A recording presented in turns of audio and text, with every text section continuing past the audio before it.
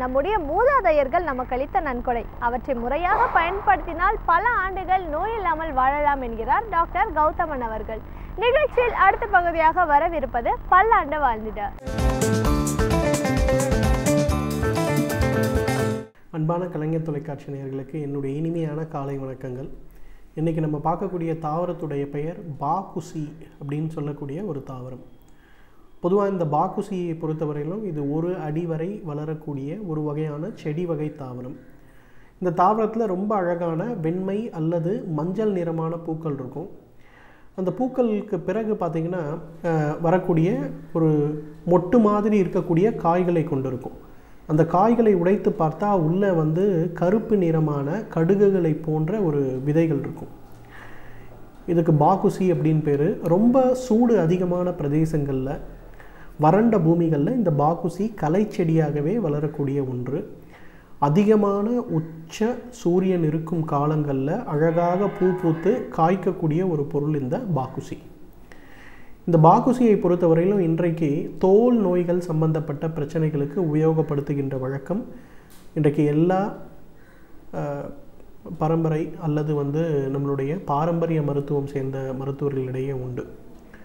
தோல் நோய்கள் செல்லும்போது ரொம்ப குறிப்பாக சொன்னோன்னா, சிறு கரும்புள்ளியாக தோலில் ஆரம்பிக்கும். அந்த இடத்துல லேசான அரிப்பு இருக்கும். அந்த அரிப்புக்கு பிறகு பார்த்திங்கன்னா அந்த இடத்துல ஒரு கருப்பு நிற வட்டமாக அது மாறும். அதன் பிறகு பார்த்திங்கன்னா அந்த இடத்துல அரிக்க தண்ணீர் வர ஆரம்பிக்கும். அதன் பிறகு பார்த்திங்கன்னா அந்த இடத்துலிருந்து தோல் செதிலாக கொட்ட ஆரம்பிக்கும். 2 வகையான நோய்க்கு இதே மாதிரி அறிகுறி உண்டு. ஒன்று நம்ம சொல்லக்கூடிய சோரியாசிஸ் அப்படின்னு சொல்லக்கூடிய தோல் நோய். 2வது அல்சரேட்டிவ் டெர்மடைட்டிஸ்ன்னு சொல்லக்கூடிய தோல் நோய். இந்த 2 தோல் நோய்களுக்குமே பார்த்திங்கன்னா இந்த பாக்குசி ஒரு மிகச்சிறந்த மருந்தாக பயன்படுத்தப்பட்டு வருகிறது. ஆனால் அந்த பாக்குசியை பொறுத்தவரையிலும் அது அதிகமான வீரியத்தன்மை கொண்ட ஒரு விதை. இதை செடியிலிருந்து அப்படியே எடுத்து நம்ம உபயோகப்படுத்த முடியாது, உபயோகப்படுத்தவும் கூடாது. நம்மளுடைய மருத்துவ நூல்களில் இந்த பாக்குசியை சுத்தப்படுத்தக்கூடிய நிறைய மருத்துவ முறைகள் சொல்லியிருக்காங்க. அதில் முக்கியமான ஒன்று என்னன்னு பார்த்தீங்கன்னா, இரவு முழுவதும் இந்த பாக்குசியை பசும் கோமியத்தில் ஊற வைக்க வேண்டும். அடுத்த நாள் சூடாக அடிக்கின்ற வெயிலில் அதை உலர வைக்க வேண்டும். இந்த முறையை 21 நாட்கள் தொடர்ந்து செய்யணும். 22வது நாளிலிருந்து 28வது நாள் வரை இந்த பாக்குசியை மீண்டும் பாலில் இதே போல் ஊற வைத்து செய்யணும். இரவு முழுவதும் பாலில் ஊற வைக்க வேண்டும். காலை நல்லா காய்கின்ற வெயிலில் காய வைத்து 28 நாட்கள் முடிந்த பிறகு இதை நன்றாக அரைத்து சலித்து எடுக்கக்கூடிய அந்த ஒரு சூரணம்.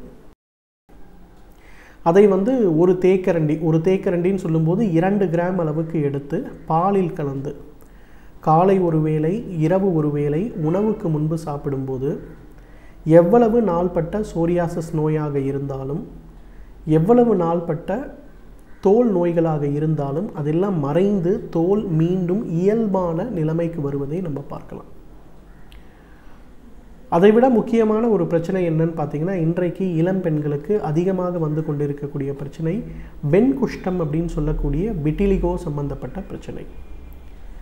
இந்த வெண்குஷ்டத்தினால் ஏற்படக்கூடிய ரொம்ப முக்கியமான ஒரு விளைவு என்னன்னு பார்த்தீங்கன்னா, உடலில் இருக்கக்கூடிய கருநிறம் மறைந்து அல்லது இயற்கையான நிறம் மறைந்து தோல் முழுவதும் வெளிரி போன போல ஒரு தோற்றத்தை உண்டாக்குவது தான் இந்த வெண்குஷ்டம். இந்த வெண்குஷ்டத்திற்கு இந்த பாக்குசி ஒரு மிகச்சிறந்த மருந்து என்றால் மிகையாகாது. உலகம் முழுவதும், நம்ம இந்தியாவில் மட்டும் இல்லை, சீன நாடாக இருக்கட்டும், மேலை நாடுகளாக இருக்கட்டும், எந்த நாடுகளில் நம்ம போனாலும் இன்றைக்கு பார்த்திங்கன்னா இந்த பாக்குசியை எடுத்து சொன்னது போல் சுத்தப்படுத்தி அதை அரிசி கழுவிய தண்ணீர் அல்லது புளித்த மோர் இதில் கலந்து எங்கெல்லாம் வெண்புள்ளிகள் இருக்கிறதோ அந்த இடத்திலெல்லாம் பற்று போட்டு 1 மணி நேரம் ஊற வைத்து குளிக்க செய்கின்ற வழக்கம் இன்றைக்கும் நிறைய மருத்துவ முறைகளில் உண்டு. ரொம்ப குறிப்பாக நம்மளுடைய பாரம்பரிய மருத்துவ முறைகள், எல்லா மருத்துவ முறைகள்லையும் பார்த்திங்கன்னா இந்த பாக்குசியை வெண்குஷ்டத்திற்கு வெளிப்புறமாக மற்றும் உள்புற மருந்தாக கொடுக்கக்கூடிய வழக்கம் இன்றைக்கும் இருந்திருக்கிறது. அதே போல் இந்த பாக்குசியை பொறுத்தவரையிலும் பார்த்திங்கன்னா இன்னொரு மிக முக்கியமான ஒரு பயன் என்னன்னு கேட்டிங்கன்னா, உடல் எடை குறைப்பிற்கு இந்த பாகுசி ஒரு மிகச்சிறந்த மருந்தாக இருக்கிறது. ஏன்னா இன்றைக்கு உடல் எடை குறையும் போது குறைய வேண்டும் அப்படின்னு ஒரு எண்ணம் வந்து நம்ம எல்லாருக்குமே இருக்குது.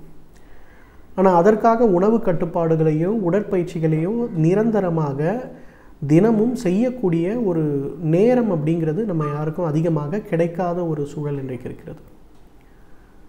அந்த ஒரு சூழலில் இருக்கும்போது இந்த பாகுசி வந்து ஒரு மிகச்சிறந்த மருந்தாக இருக்கிறது. ஏன்னு கேட்டிங்கன்னா, பாகுசியுடைய சூரணத்தை, சுத்தி செய்த சூரணத்தை ஒரு தேக்கரண்டி பாலில் கலந்து காலை ஒரு வேளை மட்டும் வெறும் வயிற்றில் சாப்பிடுகின்ற ஒரு பழக்கத்தை வைத்து கொண்டாலே அது உடலில் இருக்கக்கூடிய பிஎம்ஆர் அப்படின்னு சொல்லக்கூடிய பேசிக் மெட்டபாலிக் ரேட் அப்படிங்கிறத அதிகப்படுத்துவதாகவும், ஒரு 2 கிலோமீட்டர் நம்ம ஒரு வாக்கிங்கோ ஜாகிங்கோ சென்று வந்த பிறகு நம்ம உடலில் என்ன பிஎம்ஆர் இருக்குமோ அது எந்த விதமான உடற்பயிற்சியும் செய்யாமலேயே நம்ம உடலில் ஏற்படுவதாகவும், கொழுப்பு உடலில் இருக்கக்கூடிய புரதச்சத்துக்கள் மற்றும் ஊட்டச்சத்துக்கள் கொழுப்பு அமிலமாக மாற்றி உடலில் சேரக்கூடிய இடங்களில் இருக்கக்கூடிய ஒரு விஷயம், அந்த ஒரு மெட்டபாலிக் ப்ராசஸில் இந்த பாகுசியுடைய மூலக்கூறுகள் ஒரு பிளவை ஏற்படுத்துவதாகவும், அதனால் உடல் எடை அதிகரிப்பு அல்லது உடல் பருமன் சம்பந்தப்பட்ட பிரச்சனைகளில் இந்த பாகுசி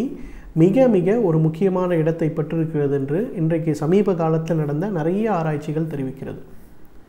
ஆனால் நம்ம பாரம்பரிய மருத்துவத்தில் என்ன சொல்கிறாங்கன்னா, பெண்களுடைய உடலமைப்பை வர்ணிக்கும்போது விதவிதமாக மருத்துவ ரீதியாக அதை பிரிக்கும்போது, ஒரு வகை பெண்களுக்கு இயற்கையாகவே பார்த்திங்கன்னா அவர்களுடைய உடல் அமைப்பில் ஒரு மாற்றம் இருக்கும். குறிப்பாக சொன்னோன்னா, அவர்கள் எப்போதுமே குழந்தையிலிருந்தே பருமனாக இருக்கின்ற ஒரு உடலமைப்பை பெற்றிருப்பார்கள்.